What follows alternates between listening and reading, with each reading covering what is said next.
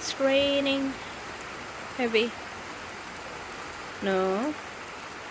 You know, you see that tomato of mine is taller now. It will be taller more in the past few days. I don't know how tall it's gonna be, but it's quite good.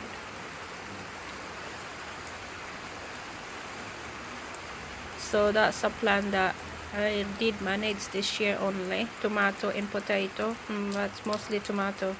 I love tomato.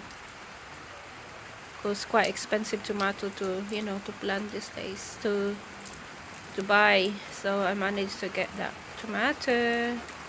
It's growing wild, it's growing healthy. It's rain today, but I cover my son's bike out there.